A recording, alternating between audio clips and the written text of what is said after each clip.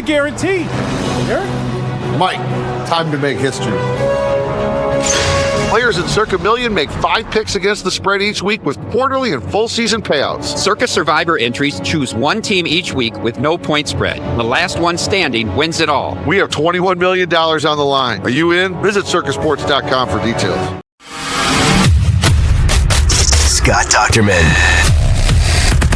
Chad Leistikow, together on one pod, talking Hawks and all things Big Ten. Powered by GameDay Men's Health, with locations in Ankeny, West Des Moines, and North Liberty.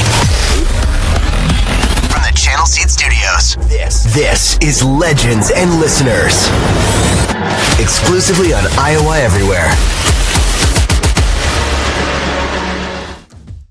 Hey, Hawkeye fans, Big Ten fans, and Iowans everywhere.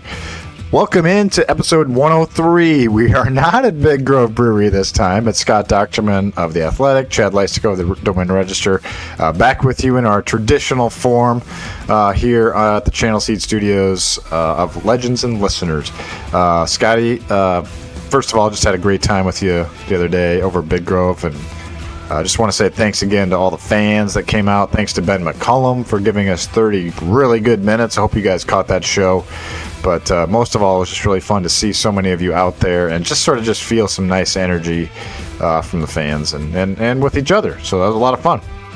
I really enjoyed it, Chad. I thought it was really good to see as many people as we did, and appreciate all of you who came out. And we like doing these live shows too. You know, our friends across the way with Keith Murphy and Andy Fales, they go out on location a lot, and I'm glad we were able to do that too. And hopefully we can do another one in Eastern Iowa at some point. Yeah, absolutely. It was a lot of fun, and we are recording this, or we are releasing this show on Monday morning. This week. We normally do Thursdays, as you guys know, but one of the reasons for that is because Scott is on his way to Las Vegas for Big Ten Media Days, which take place Tuesday through Thursday officially, Scott. But you, and I like to good-naturedly tease you or whatever. You're the the big national writer here. You cover the Big Ten, so you got it's a busy week for you. So we kind of want to clear your plate so you can talk to all the bigwigs you need to Tuesday, Wednesday, Thursday. It is a busy week, no question about it. I mean, when I've got legitimately I got to do something or talk to someone from each of the schools, and I always say it's like covering 19 teams, counting the Big Ten Conference itself, and then the TV networks and doing things like that. It's like I'm bouncing around and. Not to, I'm not name dropping or anything like that. It's just, it's a busy week and and you can name drop. Come on. No, I mean, it's just like, it's like, oh, I got to meet with this person or that person. It's not Tony like Petiti. I know. We know you're big time. Yeah. Well, anyway, it's busy, but that's fine, and Iowa's going to be one of those things on Thursday. Kirk Ferentz will talk for the 27th time. Think about it. The first time he did it was before Y2K. So, wow. Here he is. I wonder what that one was like. I didn't cover that one in 1999. First Big Ten Media Days of Kirk Ferentz. I wonder if he had a good attitude about it then. I don't know. Maybe we could ask Morehouse sometime. Yeah, or Halas. I guess I could ask him. Halas, I'm sure he was there. It would have been in Chicago, and they would have had the luncheon. Which was what the coaches absolutely hated was that luncheon. They hated it. Because back then we'd have like the first day would be like podium day, and then the second day would be like table day, and then they would have their luncheon, and they'd have to go and give a canned speech and then sign autographs and stuff in Chicago, and they hated it. So if there was one thing that they liked coming out of COVID, it's that they removed the luncheon and went to Indianapolis. Well, I'm staying home. My Register teammate Tyler Tashman is covering it for the Register out there, so I'll be back here getting my tee shot at GameDay Men's Health. So we're proudly sponsored by them. You'll have to take one with you, I guess. I don't know. No, I do my first thing. Monday morning, that's right. So. That's right. Okay, there you go. Good call. Yeah. GameDay Men's. So we'll do a good GameDay Men's Health tease later. But so far, it is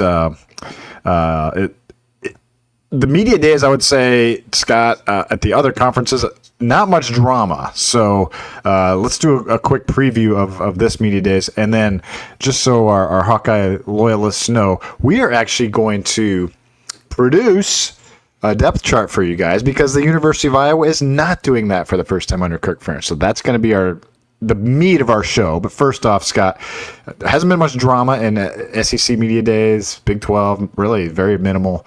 What do you expect from Big 10? What's the big storyline you're looking for this week? I think there's still going to be a lot of talk about future playoff, and there was some at a little bit at the Big 12 when Brett Yermark was talking about wanting the 5+11 plan, and then at the SEC it really became a celebration of what they were before the Big 10 started winning national championships, and so I think the Big 10 has to come out guns blazing. And I think that's what's going to happen when it comes to this the playoff plan. I mean, Tony Petitti was all in on this 4-4-2-2-1 plan, which guaranteed the league 4 spots in a 16-team playoffs, SEC as well, and then 2 each for the ACC and Big 12 and 1 for the Group of 5 champion. And it's taken a lot of arrows. It looks like Swiss cheese right now, Chad. I mean, it's been chewed up pretty good. And he's going to have to come out forcefully and say why he believes in this plan. And there's a lot of merits to it. But he hasn't said anything for the whole time. And he needs to come out and really sell everybody on this because the Big Ten it otherwise looks very arrogant and ogreish to assume that they deserve this, which they do. And it would be safer and healthier for the whole sport if they pushed for it. But by not saying anything, you devalue your own argument. So I would expect a lot right off the top about the playoff to be discussed. And then, individual teams, I think there's some really fascinating storylines. Penn State is in the position of being favored for the first time. And we can go through the poll from our friends at the King of the North that both of us were a part of. And Penn State is considered the favorite. And so what will James Franklin and Drew Aller and everybody else discuss about that? I think you're going to see Ohio State. They have the showcase performers. What can Ryan Day do for a duplicate? And kind of a theme all year to me is in the Big Ten looking ahead is the young quarterbacks coming to the forefront. That there's been a heavy turnover, and you're going to see Julian Sand at Ohio State, redshirt freshman who was the number 2 last year. You're going to see Bryce Underwood, true freshman at Michigan. Several others, newcomers emerging, Nico Iamaleava, Mark Gronowski, Fernando Mendoza, and then other ones coming, taking their step up. Guys like Damon Williams from Washington and Malik Washington from Maryland, who's a true freshman. So there's a really heavy dose, I think, Chad, of quarterbacks that haven't yet emerged, but I think that they're ones that are going to be discussed a lot. Yeah, so Aiden is flashing on our screen now for our YouTube watchers. The predicted order of finish from the Kings of the North podcast. Doug Lesmerises, formerly covering the Ohio State Buckeyes. He used to do the Cleveland.com poll. Now he's doing this one. Scott and I both voted in it. As you can see, Penn State picks up 35 of the 54 first place votes. Even though I had Oregon win in the regular season, I did have Penn State winning the regular season or winning the tournament championship. So anyway, so it is going to be interesting to see how they handle that. But as you can see, if you look at that poll, and I'll read it off to you for those on the podcast, Iowa 9th. Scott, Penn State, Ohio State, Oregon, Illinois, Michigan are the top 5, followed by Indiana, USC, Nebraska, and Iowa. We both are, as we mentioned in our Big Grove show, are high in Washington. They are picked 10th. Another couple teams to note: Minnesota 11, Wisconsin 12, Michigan State 13. All those teams are on Iowa's schedule. So you're right. The quarterback. I think it's a lot of what happens here, Scott, this season is going to depend on these unknown quarterbacks, because I processed that too. Like, what do you do with Michigan? What do you do with Ohio State? Like, you just don't know. Last year you felt like, oh, Will Howard, they'll be good. They'll be fine there at Ohio State. But yeah, what is Michigan? I mean, if Michigan does find a quarterback, my gosh, they could be really good. Did Indiana hit on the quarterback, or did they not? And did Iowa hit on the quarterback, or did they not? I have a story that went up this morning on Mark Gronowski, the same question. I talked to Tim Lester last week, Scott, and he's cautiously optimistic, but also he wants to see it. He wants to see him, in person. Like throw 11 on 11 success. We heard a lot about Cade, like, hey, maybe he's going to be the savior, and then it didn't pan out. So you just want to see it with Gronowski. But your reaction to maybe Iowa being ninth in this poll? Not surprised. I had Iowa higher, but I'm not surprised because when you look at 1 through 10, Chad, you can make a strong case for any of those teams to put themselves in playoff contention. You look at the top 3, they finished the year in the top 5 nationally. Ohio State, of course, won the national title. Oregon was ranked 3rd overall at the end of the season after losing the Rose Bowl to Ohio State, and then Penn State was 5th. So this was that's not a surprise. Illinois won 10 games. Indiana won 11 and went to the playoff. Michigan was a disaster at quarterback. I mean, it was neck and neck who was worse between Michigan and Iowa. And when I saw Michigan play Alabama, I'm like, they out-Iowa'd Alabama. It was just the way the game went.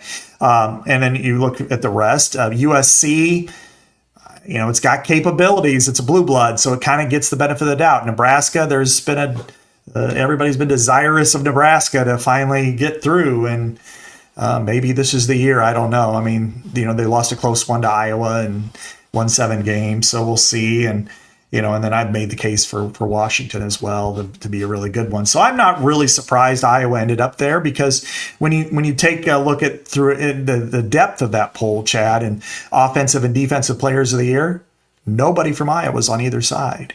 So then you're saying, now we think they've got good players and all conference players, but no, separators at this point, at this juncture. There's no Caleb Johnson. There's no Jay Higgins. There's, there's no receiver, So, okay, I understand why they're ninth. I don't think it's a bad position, because I think, again, the top 10 are all capable of being really good this year. Yeah, no, I mean, honestly, like, Iowa's never picked high in the whole Big Ten anyway, so it's pretty typical. And I think actually most years being picked ninth means you're going to be pretty decent in the big, most of those top 9-10 teams are going to be pretty decent this year. So good stuff there. Aiden, I know you've got a video recap of our Big Grove Brewery show of legends and listeners, and why don't you show the folks there, or let the folks hear what they missed if they did. Hey, Hawkeye fans, Big Ten fans, and Iowans everywhere. It took us until our 102nd episode, Scott, but with Legends and Listeners is live on location on this mid-July Wednesday night. Channel Seed Studios have relocated to Big Grove Brewery here in Iowa City. We are joined by Ben McCullum, Iowa basketball head coach. Hawk fans are pretty nuts, They love their Hawks. There is an Aussie doodle out here. There's a dog here whose name is Cooper DeG. I'm not kidding. He's working on a fair catch signal, I hear. We played pickup versus Cooper DeG. That's what I heard. And he was 0-5, and I was 5-0. So maybe the dog should now be called Ben McCullum. Yeah. Thanks to everyone for coming out tonight to Big Grove here in Iowa City. Thanks for the beers, even though it hits well, the NAs too. Scott, how's yours going down? Well, it's not an NA, but it hits well too. So. Man, that was fun. It makes me want to go back out there. And they were so great. The Big Grove people were amazing. Like, just the hospitality was great, on top of the fans being great. And thanks to Aiden, buddy. Thanks for being out there. And John, our general manager, for coming down. And we felt very well supported, I would say, by everybody. So that was a nice feeling, Scott. Yeah, absolutely. It was a fantastic night. Great everybody to show up. Fun to do it outside. Again, thanks to you and Ben McCullum. One thing that keeps shining through with Ben McCullum is how competitive he is. Yeah. Even talking about Cooper DeJean, about he was 0-5, I was 5-0. That shows that he's still, thinks of himself as quite the competitor. So I thought he really brought it that night, and I thought we had a good show out there as well. Absolutely. So I mentioned this at the top of the show, and maybe you guys didn't know this, but one of the pieces that I do every year, Big Ten Media Days week, is kind of recap the depth chart that Iowa puts out, because their media guide always comes out during Big Ten Media Days, and it's always fun to see. It never means like too much, but it's like, oh, who's on the roster, who's not. No depth chart this year, Scott. I did confirm that that's going to be the case with Matt Weitzel over there at the University of Iowa. Ferentz talked about it after the spring game. He doesn't want to do it anymore. What'd you make of that? And give the listeners a sense of what he said about that. First of all, I don't have a problem with it at all. I understand why he does it. And this year, he said he got tired of it, tired of the feedback that he gets, and especially from, of all people, parents, because it's just it's something that they just toss us. It's just something to discuss more than anything else. But some people take it way too seriously. Every damn time we take a picture of it and tweet it out, oh, why isn't he on there? And I can't believe this. What is going on? And it's like, I'm just tired of the headaches. It's kind of like with the people he decides to take to Big Ten Media Days because he would get a lot of feedback from parents there too of, why didn't you pick my son and why did you take them? And so now he's taken it out of his own hands and put it to Leadership Council. It's not an abdication of leadership. I think it's just, it doesn't really matter. And so he said he'd come out with the first depth chart, before the first game against Albany. Yeah. So to help you guys out to understand this team and to kind of give some insight, you guys have heard some of this insight already, or not what we're going to repeat, but like you've gleaned some stuff that we've been hearing. And so we're going to kind of fold our, I guess, internal knowledge along with what we think Iowa's going to do. So we're going to kind of go position by position and just sort of go through a depth chart, what it would look like, Scott. And I think for the purposes of this exercise, if you actually look at the spring depth chart that they put out, they put it out in 11 personnel, Scott. So that's what we're going to do too. That's one running back, one tight end, and 3 wide receivers for those who don't know that. And that's a little, typically in the past, Iowa's been a little bit more heavy on the 12 personnel. Had a sit down with Tim Lester last week, and he likes both. Yes, he likes both, but I do think that this team is trending towards being more an 11 personnel team. So we're going to have 3 starting wide receiver spots, Scott. So what do you got at the X position? Wide receiver X, that's your Brandon Smith type, your outside receiver. What do you think happens there? All right, to start the camp, and this is where we're going to start with, and then we'll eventually kind of work our way into what we think it will be in week 1. I'm still going to go with the same guy, and that's Reese Vanderzee. It's 6'4", 215 with the updated weights and heights, and he started so strong last year, and it was just kind of like a Labrador puppy running around and catching passes until he got hurt and kind of slowed down. Now he's a year into it. He looks the part of an X. He's tall. He's physical. He's athletic. He's got a year into it because he was playing a million sports out in Northwest Iowa before this. So he was my number 1 on the X. Do we want to go second, or do we want to keep with X1 right now? Yeah, I think that's a good pick, Scott. I think the other guy that I think for sure is going to play a lot of X this year is KJ Parker. That is where they've got him practicing. They're very high on him. I mentioned that coming out of my interview, even with Ray Braithwaite. He's just doing all the things that you want to see. And then the other thing, though, that Lester was telling me, he was like, he's still got to figure out the right routes first. So you mentioned at the start of fall camp, Vanderzee is probably going to be your number 1 there.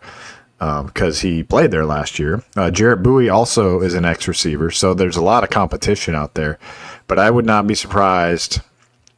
Basically, the guy to watch this camp is KJ Parker, because if he has the camp that I think they think he can have, then he might be a factor. But the other thing that Lester was telling me, he was like, we don't know how he's going to do in Kinnick Stadium, and I'm thinking to myself, we don't know how he's going to do in Jack Trice Stadium in week 2. So, there's a lot of factors that go into this. Iowa typically will play it safe a little bit and then wean these guys into it. I mean, I don't know if you're just going to throw KJ Parker in his first game and start him, but he's one to watch at that X spot. So those are kind of your three main guys, I guess, at the X.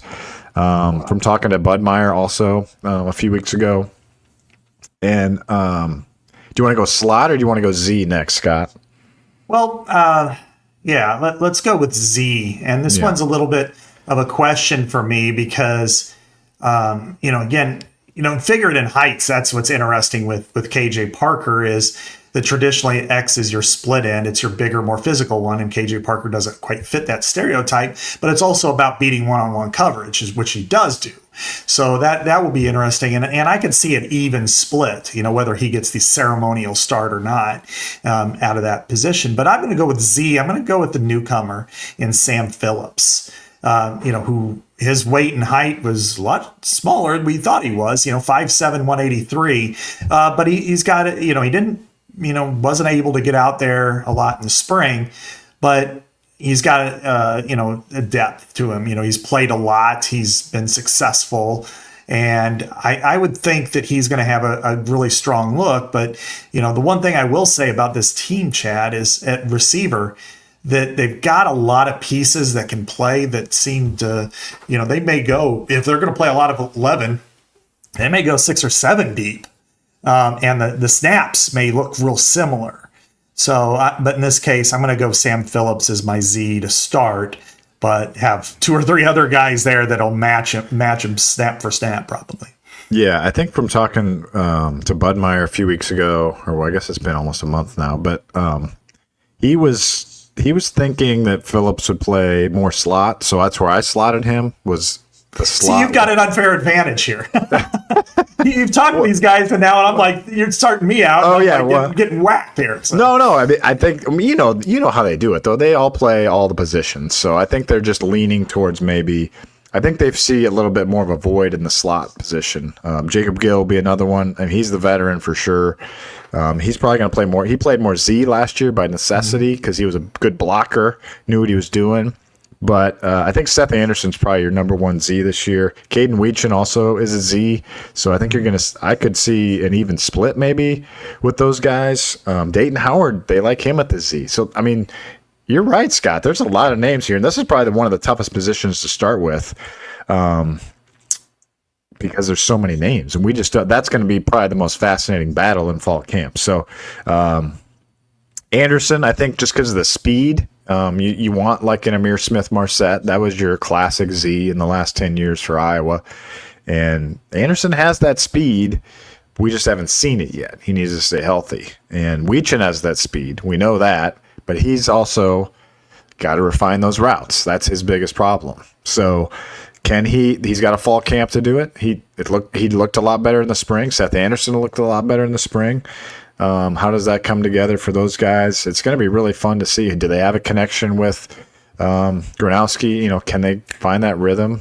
Phillips was one of the ones that he took down to Texas, right? I think. And KJ Parker was too. Yeah. Was one of the receivers he took down to Texas. So to throw with him. So that tells you something too, that, hey, that must, these guys are getting some chemistry there. So that's 8 guys, right? So Parker, Vanderzee, Bowie, Phillips, Gill, Anderson, Weech, and Howard. So I have Phillips at the F, actually beating out Gill, but I think Gill will probably start there at fall camp. So yeah, I think slot. I mean, I'll go with what you said since you talked to Bud Meyer and I didn't. But I'll say this, that I think Jacob Gill was the safest guy last year. He was their go-to guy, and I think that's going to be rewarded again, whether that's starting out the season, probably because he earned it going into the fall. he'll probably be there. And maybe Phillips won't start the fall being number one, but he might start the season in that position. And then Dayton Howard, it's interesting. He's the tallest one. He's weighs as much as anybody, but he's going to be, playing more of the Z and versus Bowie. And there's, and then here's Terrence Smith that comes in too. He's very athletic, and we'll see where that ends up. I think if he turns out to be the best, you play him. But, don't hold anybody back. But I think there's a real weird mix here, Chad, where they have 4 guys who are seniors in Phillips, Gill, Weegan, and Anderson. Yep. And then there's another group that are just more like sophomores and freshmen. So there's a separation there that maybe you can weather your way through, that if they were juniors or something, they wouldn't. But so I guess I'll go with. I guess we got that one wrapped up. Yeah, that'll be a fun competition to watch. Obviously, in the 11, the tight end is the other spot, and really, it seems like Iowa has 2 main tight ends this year. I think the big, which is Addison Ostrenga and Zach Ortworth. Now, their numbers really weren't that great last year, but none of the passing numbers were. Even with Luke Lachey, he was okay. I mean, production-wise, but not what we expected. So, and then you got Hayden Large there too, Scott. I mean, I think that's a pretty cut and dried position. But it'll be interesting to see who becomes that, the young guy, the Laporta, the guy, the guy you start keeping an eye on for the future. My guess is they're going to probably run probably 38 to 43% in 11. In 12. So it'll be kind of a 60-40-ish split, maybe 65-35 split, something like that. And so that means that, Addison Ostrenga and Zach Ortworth are your 2 guys. And they're, Zach is bulking up a little more, and I think he's ready to take his step forward. And then Hayden Large coming back, he's handled that kind of fullback type mode. They don't really run fullback anymore. But he's probably there. And then, they do like, Michael Burt. And I'll be anxious to see if any of the really young guys, whether it's a true freshman or Burt or even Vaname, could step in and give them something to think about, and because I think, certainly Vaname and probably Burt will be on special teams and Large, but maybe even a Mason Woods. What do they think about with him? But this one, as far as depth goes, it's Ostrenga and Ortworth. It's the 2 O's. Yeah, if they stay healthy, you're going to just see a lot of them. Even, one of them might start 1 week and one of them might start the other in 11. I think they're that interchangeable almost to me. O-line, Scott, pretty cut and dried, I would say, at left guard, center, and right tackle, wouldn't you say? Bo Stevens, Logan Jones, Jennings Dunker. We can get into the depth there as we go, but left tackle is certainly the biggie. What do you think happens there? You got Jack Dotzler, you got Trevor Locke, you got Bryce George. It sounds like Dunker's going to stay on the right side, so those would be the 3 main guys there, but who do you think emerges at number 1 and fall camp? I think this is where one of the differences is at left tackle from where it starts to where it ends. And we always put the asterisks there, health permitting, but I think Jack Dotzler will start the fall as number 1 left tackle. And I think Bryce George will end camp as the number 1 left tackle. It's something where, George Barnett told me this, that everybody they bring in, it's about competition. You've got to earn your way there. And some guys don't necessarily care for that. And if you're paying them a lot, you're not going to expect them to be that. But then they also got to prove it too. He's coming into the Big Ten. It's a big jump from D2 to Big Ten. And he's going to get worked over pretty good at times in camp, when on the defensive side. But I would expect Bryce George to emerge probably as your number 1 at some point in camp on that position. But he really likes Trevor Lauck. He thinks Trevor Lauck is a guy could make the rotation, and that's an important part of it. But I think you bring in a senior who's a first-team All-American. He's not a project. He's a guy you just need to refine. Bryce George, you mean? Yeah. Yes. Yeah. That's one of those portal guys. Like every guy, it sounds like has been a hit so far. He would say that was a good get. So that tracks for me. But it's going to be a good competition. I wouldn't count those other guys out. I mean, they're not just going to play George. No. So I like that aspect. And one of them could kick inside the guard if they need to, Scott, especially George. But I do think right guard to me is, I think it's Cade Pieper's job to lose. Mr. Haybale winner at Solon, 2-time winner now. Cade Pieper, the redshirt sophomore, who, man, everything you hear about the guy, it feels like he's the guy you would want there and the guy with the most upside. So like he might be your best guy and he has the most upside. So I don't know why you wouldn't go with him if he can stay healthy. And they need somebody who's younger. They need to stagger this. That would be my fear for Iowa with if you do start Bryce George, then that's 4 seniors. And granted, it's a great problem to have this year, but for next year, it's one that you go, ooh, that could be a bit of a challenge because then you're replacing a bunch of guys. And now they feel pretty good about this. But here's some of the numbers that Bryce George has put up in recent, and what he's been able to do here lately. And here's like lifting wise, he's one of the best they have. And then, dang it, I just had this. Let me bring this to the forefront. I'm sorry. You're good. Yeah. Delay, I didn't know that about Bryce George, that he's a weight room machine, huh? I meant Cade Pieper. Okay. I was going to say, he got some numbers on there. Out of agility, he's already got the record for pro agility among the guards. Vertical jump, he has the highest of all time and among offensive linemen in Iowa history. And he's also the fastest 10-yard dash in Iowa among Iowa linemen in history. And so that's incredible. It's of all offensive linemen in Iowa history. Exactly. Under Ferentz. And he's bulked up to 290 now, so he's a legitimate weight. He's a killer out there. So I would expect him to start. Now, I could also see somebody working their way in, whether it's with him or, they really like Lucas Allgaier. They think he's the part that's going to come on, whether he gets in early or not. Leighton Jones is another one. Lauk, as you said, they feel really strong. I wouldn't be surprised if he's your 6th guy. And then one guy that I know that they really like and would be great to be that great senior story is Mike Bislinski. I was just going to say that, yeah. He decommitted from Texas to come to Iowa. And his dad, he played for the Steelers and he's been a weight room guy for 30 years in the NFL, Tom Bislinski, and he's just been hurt. It's just been awful. And but he might be their swing backup there in the middle too. It'd be great for him and for Iowa if he can get one really good last year. Yeah, and that's a guy. Hey, you may not think much of. We don't need him or whatever. But like Logan Jones goes down with an injury, and they don't feel comfortable. Maybe Pieper's just rolling at right guard. Maybe you throw Mislinski at center and you keep Pieper at right guard. Now, Pieper, I think, is their future center. I think he's probably center next year. But Mislinski works at both center and right guard. So, yeah, I think getting him some of those reps, just so injured. And if it could be that great story, like you said. So, to me, you nailed it. You got 4 tackles there competing for, both sides.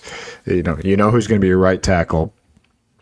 Dotzler, Locke, George, heck, God forbid Jennings Zucker goes down. You're going to need one of those guys. Flip over to the right side. So it's good to have that depth and it's good to have that competition. And, you got Stevens, Pieper, Mislinski. You mentioned Allgaier. I think Leighton Jones also would be a guy to factor into that guard mix. So George Barnett, I know you talked to him for 6 hours, right? So he likes the 4. Okay, well, I like to exaggerate. No, that was my Brian day with him. That's right. That's what Brian was 6.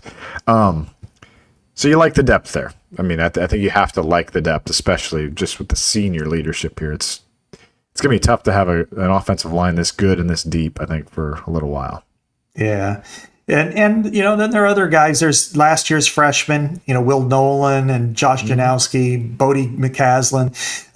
Cannon Leonard is a guy that they're still working with, but he's 6'9", so they're still kind of bringing him up, see what he can do, because you never know. By year 4, he might be in that ballpark. So they finally are in a healthy spot with this line. And it's taken them some time because they had that big donut hole in the 18 and 19 classes that just completely flamed out. I mean, there was injuries. There were guys who didn't pan out. And then later on, you had, a couple of guys you picked up you thought were going to be really good, and they left for whatever reason. And so they've had to rebuild it. And, and there was a lot of unfair criticism of George Barnett, you can't microwave developmental talent. And so he's put them in a position where to me, Oregon and Iowa are the two best offensive lines in the Big Ten. Mm-hmm. And if Bryce George can, I'm not even going to say can he be better than, can he be somewhat to the equal of Mason Richmond, then this unit is going to be really effing good. Yeah, good stuff there. Now let's do a little game day plaudits here. Game Day Men's Health, man, just been so good for us, and we just heard the other day that they love being with us as a sponsor, and we love partnering with them. I know my life has been a lot better since being with Game Day Men's Health myself. My testosterone levels are great. I'm feeling great physically, feeling better in every way. Scott, if you haven't heard us pitch them before, testosterone replacement therapy is what I do with them, but they offer a lot of other services as well, including weight loss. If you just want to be in a better mood, just be better performance on and off the field, Game Day Men's Health can get you back in the game, feeling like you're in your 20s again. I know it sounds like a slogan, Scott, but it really does feel that way. Like, I feel just excitement to go work out, excitement to I have the energy, and I have the strength, and it's just a lot of fun. So it really has enriched my life a lot. I know it has yours. Absolutely, it has for me. And I still, I'm still working off some old bad weight, and it's really helped motivate me and help put me in that position in so many different ways. And so I obviously, anybody that's got way too much weight on them and they think, gosh, it's hard to start. It's hard to get going. It's hard to get motivated. You don't see the results right away. You get frustrated, and then you slump into it again for whatever reason. You go on vacation, you get cold in the winter, and all you do is sit and eat on the couch. And then all of a sudden you're like, back to where I was 5 years ago. Well, this was my jump start. This really helped me. This gave me that jump that I needed, and now 50 pounds down, and couldn't feel better with it. And so it's definitely something that I would obviously I'm kind of the poster child for what this can do for you. That's awesome. Yeah, I also feel like going in every Wednesday, and I would I've been exercising constantly since I started this, but it is it's also like a shot in the arm, a shot in the butt, or whatever you want to call it. Shoulder, or it should be shoulder, could be shoulder too. Yeah. But just kind of it's a good steady. That routine is good for me anyway. Just kind of having hey, that if I'm gonna have this, helping me out, let's use it. Let's not just sit on our butt. So it helps you out in that way too. So I go to Clive, West Des Moines every Wednesday. They have offices in North Liberty and Ankeny as well. Get connected with Game Day Men's Health for a free, private, no obligation consultation. GameDayMen'sHealth.com. And I mentioned the 3 locations. So we appreciate them and their support of legends and listeners. Scott, let's keep going with 2 more positions on offense here. The 2 marquee positions typically. Do you want to start with QB or RB? Let's go with RB. I think this is fun one. It's a fun one. This one is competitive. We have kind of an outline, and I think we know where it stands, but it's still there's room for upward mobility, and we've seen this before. And I'll preface this by saying I remember writing specifically. We did a magazine at the Gazette in 2010, for If the Stars Align, for how this season could go, and they had a 3-headed monster, we thought, going in at running back. And, Jewel Hampton was one of them. Obviously he tore his ACL again. Brandon Weger showed up to camp and then decided to quit. And then ultimately Marcus Coker was the starter, and he was number 4. So that being said, I don't see any of the same issues with this group, but I think Kamari Moulton is your RB1 right now. He's proven it. Last year he had a really good year. He's bulked up now. He's 205. and he came in at like 170, 165. And, I think he was in 160s. Yeah. Yeah. And he really looks the part. And, you can tell he's still got the quickness. He's still got the burst. He's still got the speed, but he's bigger, more physical. And, man, I really like him. But I also think there are two other spots, and TJ Washington is kind of 1B because he's going to be kind of a gadget guy, but he's also going to be a guy that sees a lot. And then Jazz Patterson also at this point. For sure. Kamari listed now 5'9", 205. TJ Washington, is kind of the guy that I feel like Lester's really excited about. Just because that versatility piece, when we talked to, I can't remember if you were there that day. I think you were. It was the day we talked to Gronowski. Talked to TJ Washington for quite a while, actually. And he was saying how he was watching a lot of Jahmyr Gibbs footage for the Detroit Lions. And I think that's the kind of type they want him to be, like that, versatile guy out of the backfield. So I'm really he's basically a wide receiver playing running back now, and that's his position. So those two guys, I think those are going to be your two main guys. I think Patterson's going to be in there too. And they like Xavier Williams. Like those, I could see him. I don't know what they're going to do with him, but I could see him being maybe even a goal line type back or a short yardage type back. I don't know. Maybe. It sounds like he's just got crazy balance. And then they're high on Brevin Dahl. I mean, he's got weight room records also as a true freshman. So does Nathan McNeil. They both have running back weight room records, which is crazy. Dahl has the agility record. McNeil has the 10-yard dash record. So, it's a young, prosperous room, and that's why I think Tyler Barnes, well, I know he said on our show about a month and a half ago now, like, they don't know if they're even going to take a running back, in this class because they're so deep right now at this position and so excited about the prospects. So depth chart wise, I'm going to say Moulton 1. I think Washington ultimately is your 2. Patterson probably 3.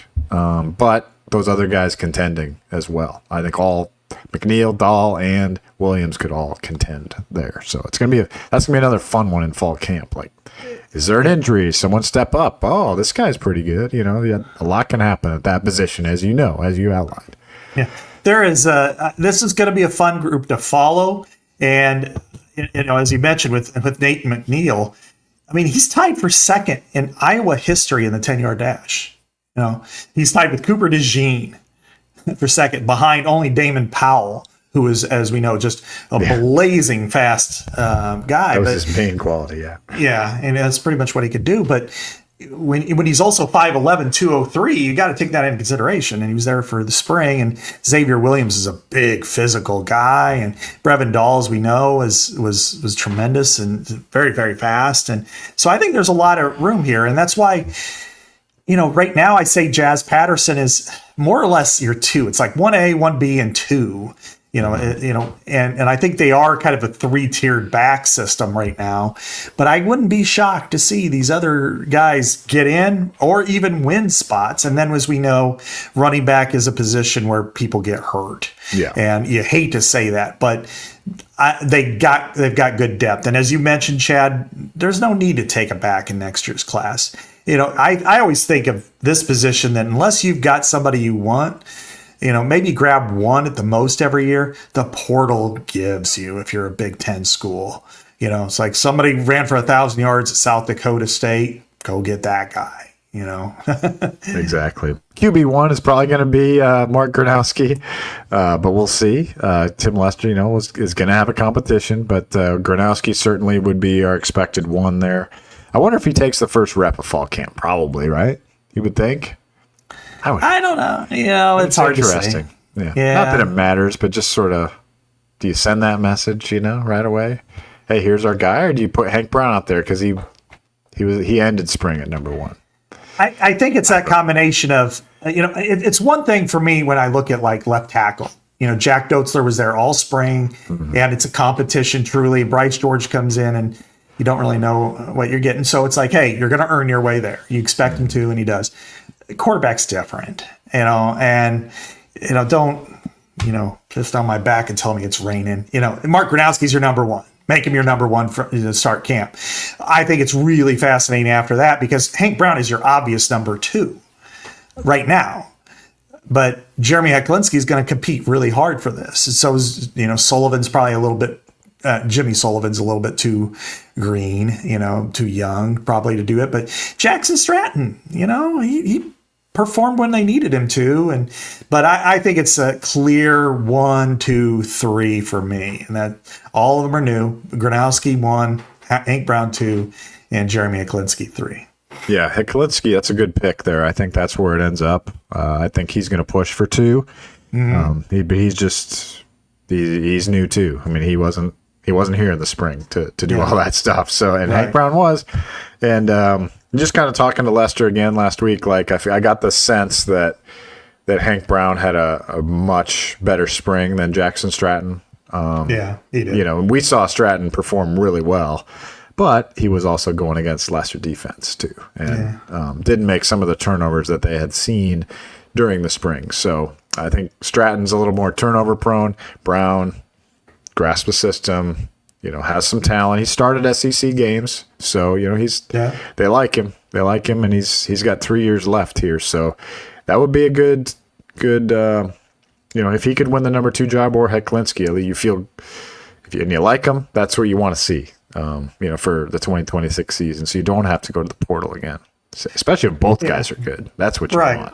Yeah, what you want is kind of the situation they had 16 to 17, where you had C.J. Beathard as your number 1, and then they had a strong competition at number 2 with Nate Stanley and Tyler Wiegers, and then they had Stanley won that as the number 2, and then Wiegers, then the next year they set it up as those two, and then I think Drew Cook and Ryan Boyle were there as well, and Stanley won it. I mean, you could also make the case that they should have done, which I said they should have done, which was just make Wiegers your number 2, and then Stanley's there with break glass in case of emergency. That way you could have had him in 2020, and you might have been able to win a Big Ten championship. But I digress. But anyway, I think in this situation, Gronowski's your 1. If he stays healthy, you're good. Brown is your number 2 this year. And then next year, Brown and Hecklinski, and everybody gets to compete, but those two could really hammer away at competing for that spot, and then bring up the rest. Sullivan, Ryan Fitzgerald, and compete. And I don't know if they'll get a quarterback in this class. I know they want one, but right now it's pretty thin. And the quarterback, I think they will. Yeah, it kind of depends on the boomerang, which is who gets fired in the SEC and what quarterback decides to decommit and, that sort of thing. There's going to be a lot of firings in the SEC, by the way. Ooh, okay. Hot take. Hot take. So let's go to defense quick. I mean, not quick, but we'll try to get this done in the next 20 minutes or so. But let's start at the defensive line, Scott. Obviously, Max Llewellyn and Ethan Hurkett are going to be your starters at the end. I think Brian Allen's probably your number 3, right? Off the edge. And then who's 4? I mean, you got Kenneth Merriweather, Jose Epinesa. What do you think there? Yeah, or even Joseph Anderson. Sure. And you got Chineke, as well. So, there's a lot there's a lot of good depth there. And I think maybe the younger ones, or like Anderson and Chineke, maybe a year away from taking it, into that depth chart area. But I think that they both made enough strides that maybe they find their way in there. But I think it's probably Merriweather and then Epinesa, because Epinesa is just otherworldly as a talent, like his brother. And you want to get that guy on the field, even if it's 15 snaps a game, you just want to. And Merriweather has earned the right to be on the field. And Brian Allen, who didn't play much in the spring, obviously he was hurt. That's why he didn't. But he's also an important piece here, and he's your future there. So, but I like the defensive end, the edge right now, because Hurkett is your Parker Hesse, hold down the fort. I think Max Llewellyn is kind of a guy who reminds me of Anthony Nelson, not quite as long, but a little more physical at times. And here's your NFL guy. So and I think Allen has a chance to enter that conversation. Certainly Epinesa does down down the road. And Kenny Merriweather was a tremendous pass rusher in Detroit when he was there, and now he's up to 263 pounds. So I love where they are at defensive end right now on the edge. Okay. So Merriweather, maybe the next Chauncey Golston, perhaps. Maybe a little comp there. Yeah, I mean, with Epinesa, you don't redshirt him; you just play him. No, I mean, he's going to be here. You'll be lucky to have him 4 years, so you might as well play him. Yeah. Don't make the Hawkinson mistake. Yeah. D tackle. So I feel good about D ends. I feel okay about him. Like I think Llewellyn will get him some pressures, and let's see Brian Allen come back from the injury. But you want to, you don't want to just talk about who's going to start. You want production there too. I feel okay about it, but I want to see it. Yeah, I feel good about Llewellyn. Like he would look pretty good in the spring game. Yeah, I think he's your. I mean, there are a ton of really good edges in the Big Ten. Like 5 that are all American caliber. And so it's hard to put Llewellyn on that type of a team right now, but I think they're all, but he's in that ballpark of being, top. If you're top like 8 in the Big Ten and edge, you're one of the best in the country. It's that deep. And so I feel a lot more bullish about edge right now than I do about the interior. Okay. Let's go with it. What do you got? One is obvious, Aaron Graves, who I am very bullish on. Okay. I guess I want to see it to believe it type of mode. Jonah Pace, I think just because he's a senior, him and Jeremiah Pittman are the kind of elder statesmen. Of course, Pittman's been around for a long time and Pace is new, but, had a decent career at Central Michigan. But the one I keep hearing about the most is Bryce Hawthorne, who's a sophomore from South Dakota State. Like, whoa, how did we get this guy? And he's up to almost 300 pounds, and they need somebody really like that. Wow. Yeah, it's 296. Okay, and so I think in typical Iowa fashion, because we had to live with this with Lucas Van Ness, Bryce Hawthorne may be as productive as any of the defensive linemen this year, and may not start a game. So I think Pace and Pittman will probably find their way as being starters. But Hawthorne maybe is productive. Pace and Graves starters, right? I meant those two may start opposite Graves. So, gotcha. Okay. Yeah, and it'll be one of those two starting, and they'll all play similar reps. But Hawthorne will be, I'm bullish on him on the future. Yeah, that was a good get. Yeah, you're right. 6'3", 296 out of Osseo, Minnesota. Osseo. Yeah. That was my position of concern coming into spring, but I feel better coming out of it just because I'm hearing the same things that you are about Hawthorne. So that was a steal. Linebacker, Jaden Harrell and Carson Shire, your obvious number ones right now. 5th-year seniors waited their turn. How good are they though, Scott? We'll see. I don't know. What's your gut tell you on that? Yeah, and then you got Jackson Rexroth with Leo when they play Leo too. So they're all 3 seniors. They've all waited their time. They've been the product of everything with happened with COVID and COVID extra seasons. They've started at less than 0, unfortunately for them, and especially somebody like Rexroth, which is that they didn't get a chance to camp, and then they didn't get a chance to take visits. And then they came in at a time where a lot of schools, like Rexroth, for instance, as a walk-on, he would have got a scholarship at other places, but then all the other players returned.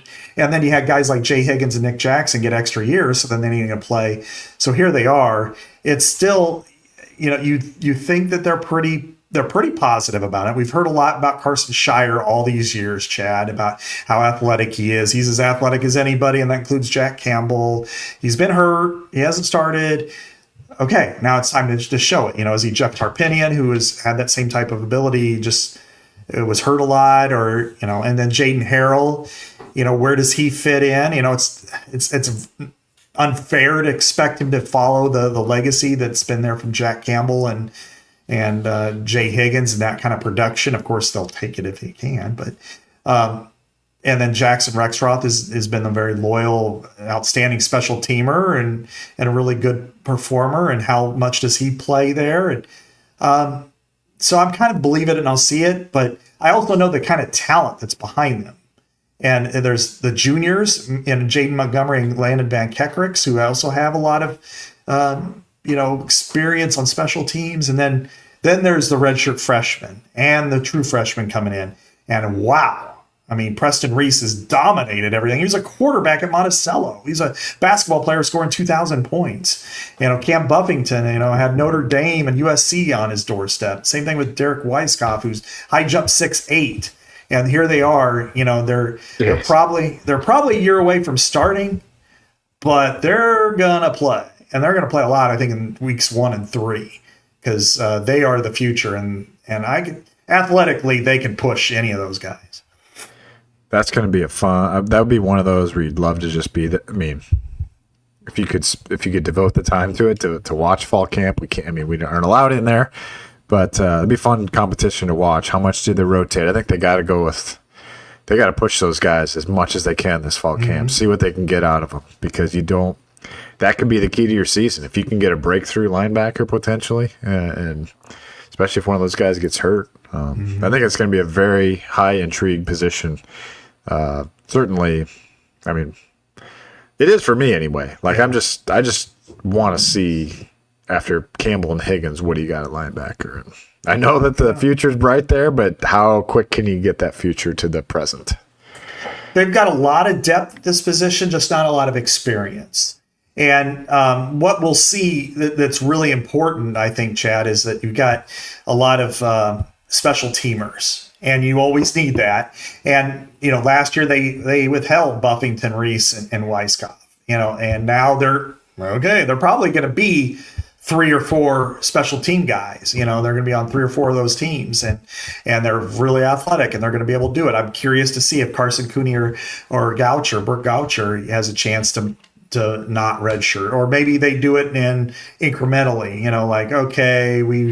we really want to get this guy in there and have him play some special teams just to get his feet wet. Nolan D. Long is a guy that was terrific at Durant for all those years as a running back and linebacker. In normal years, he'd be kind of like the Bo Bauer type, that would really vault his way up into the, in union card status at some point. But I think that he's a guy that's also capable. So, there's a lot of depth there, Chad, and it's just Jaden Montgomery and Van Kekerix. If they're not playing defense, they're going to be playing a lot of special teams. So you got to like what you got there. Well, I do want to give a shout before we go to our next position to Circa Sports coming aboard for this month on Legends and Listeners. I know you're going to be in Las Vegas this week out at Circa Sports. I think I'm supposed to appear on 2 Guys Monday afternoon with Chris Williams out at Circa Sports. So it's a big week. Yeah, look at that. $21 million in guaranteed, what does that say? Guaranteed money in the Circa Millions and Circa Survivor contest, the biggest pro football handicapping contest in the world, hosted by Circa. So more details at circasports.com. Like I said, keep listening to Iowa Everywhere as our hosts are going to be coming at you live from Circa Resort and Casino out in Las Vegas starting today. So that's pretty awesome. Thank you, Circa, for being a part of our show here on Legends and Listeners. One last thing on the linebackers. I'm just really curious to see who ends up being the number 2 on that week 1 depth chart. Linebacker 2 is going to be very intriguing to me. Or if it's not, then it's get the binoculars out week 1 and see who's out there, in that second unit, because then we're going to have an idea of what the future might look like. I feel like. Well, I do want to, just spend a second here. Jaden Montgomery, has the inside linebacker record for agility. That's pretty damn impressive. And of course, Preston Reese is, if you take away the real skill positions, 41.4 vertical jump. Jeez. That is unreal, and then, by the way, he also has the record for linebackers on the 10-yard dash. And then, of course, he has the record when it comes to the squat at 630. And so he is freakishly gifted that way in all those areas. So they're going to use them at some point, but it just blows my mind because he was a really good high school quarterback and shooting guard in Monticello. Yeah. And here he is crazy. putting up these killer numbers. 630-pound squat is his true freshman year, Yeah. So anyway, Well, I like what they got. Yeah, I just think Mark Gronowski was beating him in the sprints even. As athletic as he is, Mark Gronowski was winning the mids in the sprints this summer. So, Yeah. all right, let's go to DBs, defensive backs. We have talked a lot about Cohen Entringer, who's going to be in Las Vegas this week. They list him out in spring. They list him as the number one cash. I think we feel like he's probably going to be there, maybe, and maybe be shifting back to strong. Potentially. Zach Lutmer is your other one that could do the same. Casher, strong safety, and then Xavier Wampa, obviously the free safety. That's a move from last couple of years where he's played strong. Feel great about those top three there, right, Scott? I mean, that's pretty clear, I would say. In some order, those guys are going to be on the field in your 4-2-5. Yeah, I mean, I think Xavier is your obvious free safety. And again, in Iowa's defense, that's more of a boundary safety. And that's what you want him to be because he is big and physical and can do a lot of things there. And I think that helps his abilities more to play in that confined area. Cohen Entringer is obviously, really athletic, great cover safety. I think we're going to see him take that step from being good, being a guy that, he's got good athletic ability. He can do, to being, wow, he can really play.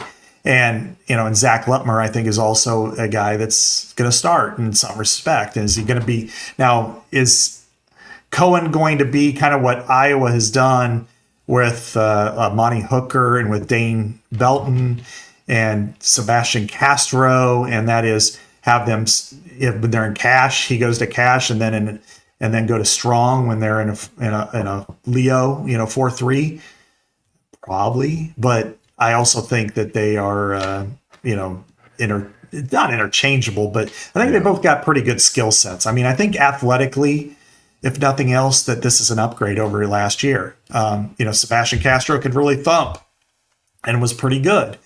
But I think Lutmer and Entringer are better athletes than him and Quinn Schulte. They're not as experienced, but they're better athletes. Yeah. I wonder if there's a world where if they go 4-3, if Lutmer and Entringer are on the field and Wampa's not. I wonder if that's possible. Yeah, that happened last year. Yeah. So someone would have to move back to free, but that's why they learn them all. They learn all those spots. So that'll be interesting. The backup safeties will be interesting. Ty Hudkins, do you think he could be in the mix, Scott, as a backup there, the Purdue transfer? Yeah, I do. I think he's I would probably put him as like your strong safety backup for Entringer or Lutmer. He played every game last year as a true freshman at Purdue where they needed people to play. He played a lot of special teams, didn't play much on defense, but I would expect him to kind of work his way into being that number 2, safety probably, without knowing some of the other guys that are there. And then Kale Kularik. Yeah. They really like him, and he fits checks a lot of the Phil Parker boxes. He does. Yes, he does. Walk on in-state guy, and he's a junior, and he might, at some point step into that. I could see him being the free, because he fits a lot of what they're looking for there too. Yeah, he's from Indianola, so yeah, definitely. Yes. Not number 30 though. Usually those guys are number 30. Yeah. He's number 26. They do. Avon Merriweather. Yeah. Race Heitman is number 30. Okay. He's a defensive back from Williamsburg. So there you go. Walk on. Yeah. Yeah. Very good athlete. So yeah. So there's something to watch because number 30 is usually a free safety. Don't know anything about him. So and I'll say this too that there's a lot of true freshmen that I don't know where they'll end up, like Levante Dean or CJ Bell or, we know Drew McPherson will be a safety, but he was kind of more of a running back and at Loyola. And, Jacob Wallace was pretty new, just kind of, popped in late in, second signing period. So I think that's, and even Alex Moda, we don't We don't quite know, even though it was more of a corner. Yeah. Things could change very quickly. All right, real quick, cornerback Scott. TJ Hall seems like he's locked down. Yeah. For the most part, that left corner spot. Had a good, real strong spring. He's a senior. He's got experience. Had some rough times in the past, but it seems like he's probably their number one. So the real position to watch then would be your right corner starting spot. It's a major spot. Iowa struggled in pass defense last year. Deshaun Lee probably gets the first snap in fall camp as long as he's healthy. But you got Rashid Barros, Rashad Godfrey Jr., and Jalen Watson. Those are probably your. It's a 4-man competition, I guess, right? Would I count that right? Yeah, 1, 2, 3, 4. Lee, Watson, Barros, Godfrey. Yeah, one of those guys is going to start. Right, and as what's happened in the past. I mean, last year it was kind of a rotation with Lee and with Hall and John Nestor, who's now at Minnesota. So that was I could see this being a lot of work in this position, and it might not. What happens certainly day one may not be what happens on week 1 or week 4 for that matter. So I say Deshaun Lee will start. He'll open the season as the starter, but I think he will open training camp as the starter, I should say. Okay, I was going to say. Week 1, I'm not sure about. I want to see Barros. I mean, he's a senior. He's from South Dakota. He's a highly decorated guy. Also, you want to see that growth, year-over-year growth. Jalen Watson, Rashad Godfrey. Alex Motive, it was very athletic, from Marion. And so I'd expect him to be in there. And then, again, we just don't know with those younger. They came to camp, and Phil does not have any concern about playing true freshmen, and a lot of them have played and started. So Dean Bell, Jacob Wallace, maybe they work their way in. So I'm say the default is Deshaun Lee, but it would not surprise me in the least if other people emerge. Yeah, Barros has 24 career starts at South Dakota, so this is a guy that's got experience that might help you there. But so I'm going to lean. Maybe he ends up being the week 1 starter, just a gut. Never seen him play in a Hawkeye jersey, but just a gut there. Who knows? But that'll be fun. That's another one of those competitions to watch this fall camp. And then really no competition at punter, kicker, and punt returner, Scott. But we should mention Reese Dakin, Drew Stevens, and of course Caden Weechen's your main return man, and that should not change despite him playing more receiver. You would never do that. Such a weapon in the special teams. So, any comments on those guys before we let the folks go on this Monday? Not on those. I will say that Iowa maybe has the best trio in the country. And that's not hyperbole. Drew Stevens is probably the second best kicker in the Big Ten behind Dominic Zabata from Michigan, who had 7. He was 7 of 7 from 50. So, you got to give the nod to the Michigan guy. But Caleb Weegan was a first-team All-American returner. Reese Dakin was, second-team All-Big Ten punter as a true freshman coming from Australia. Huge leg. We expect him. He made a major jump in size as well. So, but there are the questions I do have. And first of all, Holder got to come back because of the clause for the JUCOs, and that's Ty Nissen. He's the backup punter, and he was the holder. So I'm sure they'll try to work Reese in it, a lot, but he's going to be, keep the guy the same. The big question I have, though, is they lose one of the best long snappers in the game. He's with our beloved Chicago Bears, and that's Luke Elkin, and we're back rejoined with Torrey Taylor. So, could Bryant Worrell, come in and win that job from BC, or will Ike Speltz be the guy? I will defer on declaring. I will let you, if you've talked to LeVar about it, or LeVar himself, say who's going to be the guy, but... I'm going to guess if they brought a senior in from Boston College that he's probably going to be the guy, but... Yeah, that would be my guess, but I don't know. Exactly. We don't know. This is a guess. Yes. Yeah. I remember the Iowa State game in 21 where they made the switch to Elkin, midway through the second quarter. It was like, okay, so to a true freshman at that time. So, anything's possible there.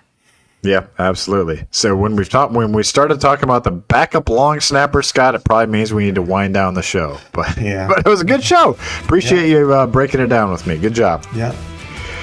Thanks for having me. Yeah, we might have another episode later this week recapping Big Ten Media Days. Give you a 2 for this week while I'm on vacation next week. So you might get 2 this week, 0 next week, but that's kind of the way we're going to do it. Chad Leistikow, Scott Dochterman. We'll talk to you next time here on Iowa Everywhere.